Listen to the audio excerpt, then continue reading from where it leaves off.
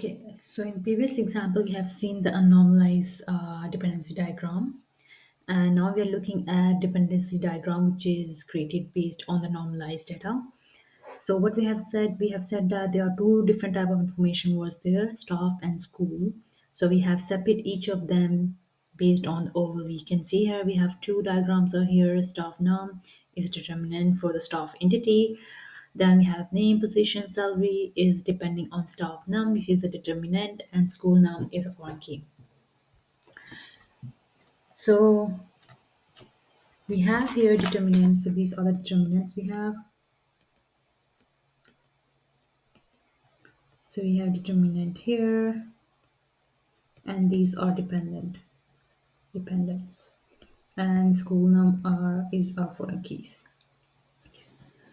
So now the importance of function dependencies, why we are applying it, because we have to make sure the dependency preserve our properties. What does it mean? So original, it means that the original relation which we have converted into number of relation, it should enforce the same constant we had in original table. So let's look at here. So this was our unnormalized data. So it means whatever constants we have applied in this relation should be there in the set of relation which we have created after applying a normalization. So what type of constants? So if you remember from week 2, we said we have domain constraint. Domain constraints means that we should follow the same data type and data size. Was our first constraint. The second constraint was about the entity constraint, integrity constraint, which was about the primary keys, which means we need to have one primary key in our table, which should be unique and not null. Unique and not null. The third one we had was about the referential integrity constraint, which was related to a foreign key, which means it can be null or it can be duplicated. So here we have school num, which is a foreign key. Okay, so which means whatever constants we have applied here should be there in a set of relation as well, which means we have to enforce the same rule in a set of relationship which we have created after applying normalization. So now we will start with different type of normal forms. So before we go ahead, I will quickly give you overview of normalization process. The first thing we said that whenever we are normalizing our database, we have to identify the candidate keys. Once we have identified the candidates keys, we have to look at all the non-candidate keys and try to find a relationship with other attributes or remaining attributes or non-key attributes. Once we have done, we will start with each of the normal forms. We start with the first normal form, then move to the second normal form, third normal forms, fourth, and so on. In order to identify that how many what type of normal form can be applied, we can first start with the first step. Now, these are some of our normal forms. So before we start with first normal form, we need to understand some terminologies. So we have some terminologies here. So I'm gonna explain to you what this terminology means. So the first terminology we have here multi-valued attributes. What does it mean? It means that we have one cell in our attribute which consists of multiple values. For example, we have employee ID. We are in the first row or first record, and we are saying that we have number of employee ID will be stored inside one cell. Okay, so which means we have multi values are stored there or in a group. You can say that it is a grouping in a group. Okay, so this is multi-value attribute. And the second definition we have is related to partial dependency. Partial dependency means that we have an attribute which is partially depending on our candidate keys. So let's say we have a relation here, employee, we have employee ID, we have name of an employee, I'm writing it as e-name, we have a salary, we have here a skill, okay, and we are saying that employee ID and skill are our candidate keys, which means that we can find information from employee ID and the skill in order to retrieve an information of employee name and salary, which means that this determinant is partially dependent on the other attributes. In short, we are saying that these all attributes can be retrieved using employee ID and the skill. Okay, which means this specific attribute, which is skill, is partially depending on each of the dependents. Like there are 50-50 chances are there that these attributes are depending on each other. We can retrieve information by entering an employee ID and the skill. Okay, which means it's a partial dependency. This is a terminology we use, but I'm not saying that the partial dependency means that we are applying it. This is in case if it exists in our table or relation which we have created as a database design, we have to remove it. Okay, so this is a terminology for the partial dependency. The third one is transitive dependency.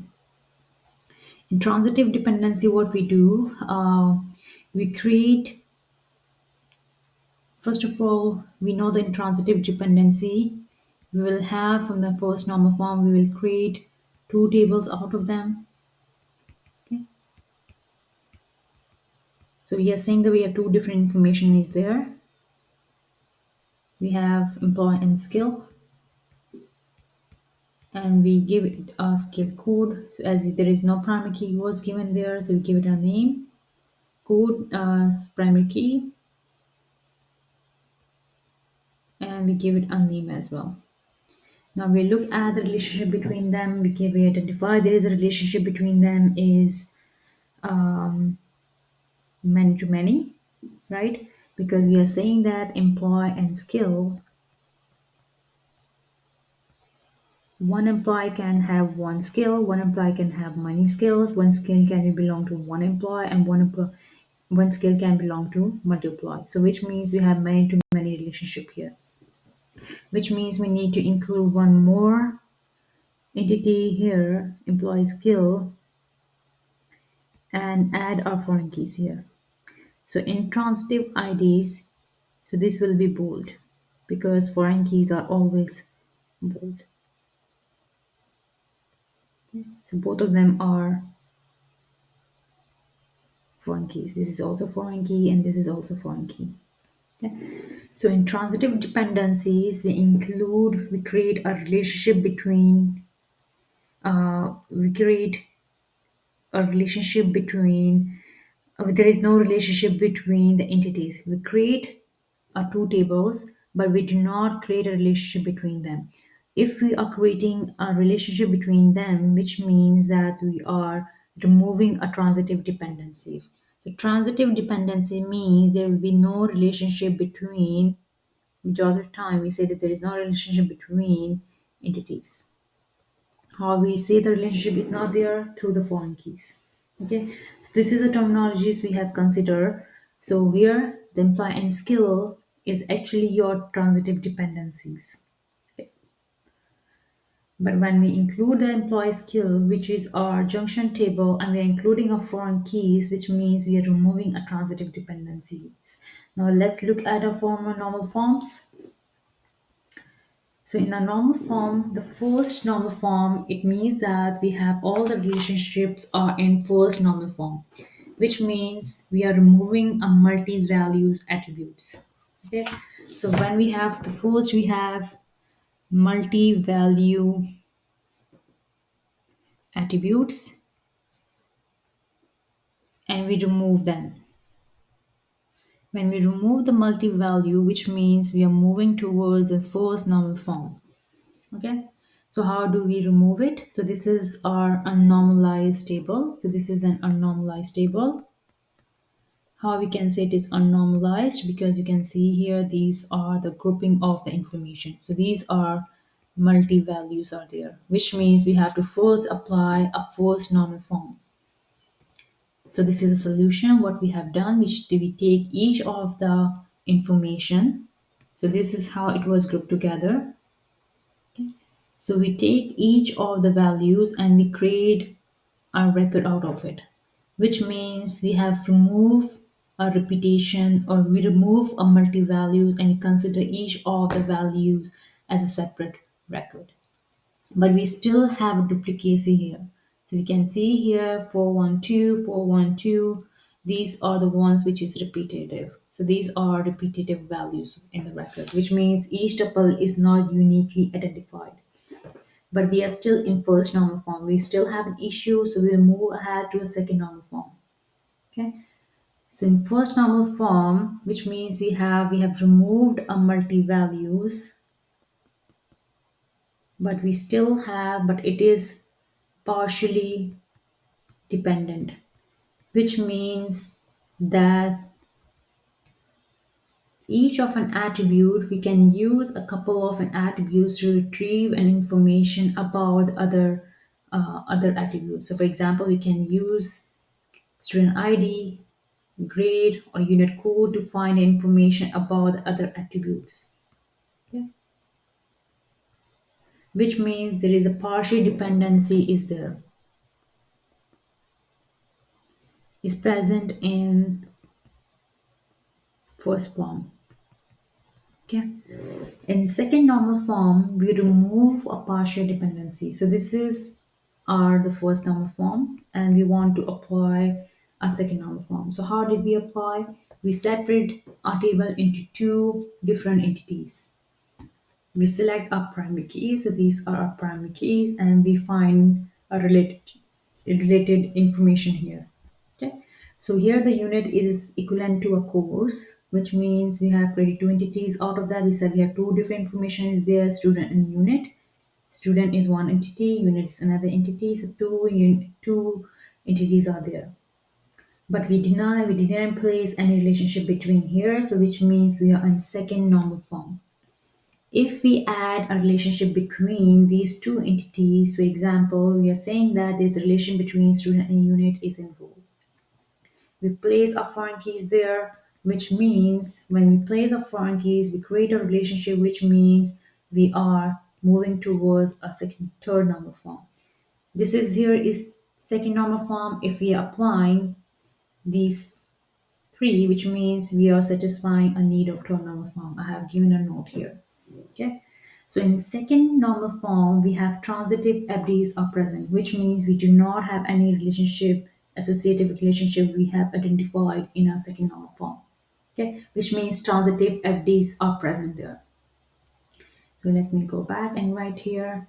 So you're saying that in second normal form, what we do, we remove partial dependency because we do not have now partial dependency here.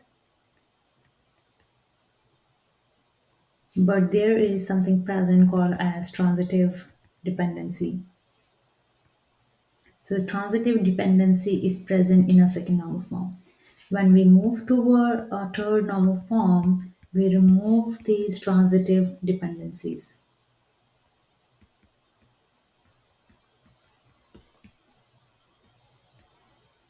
Okay. So if we go back here in third normal form, you can see here I have given you one more example that we have removed a transitive dependencies. What it means, we have two entities here, staff and school, and staff num and school number are primary keys. And we said that there's a relationship between a staff and school. One staff can be belong to one school, and one school can have multiple staff, which means one too many. So we have placed a foreign key here to create an association between both of the entities. So which means we have removed the transitive dependencies where there was no relation was there. So this is for the third normal form. So we do have a fourth normal form. I will go back here.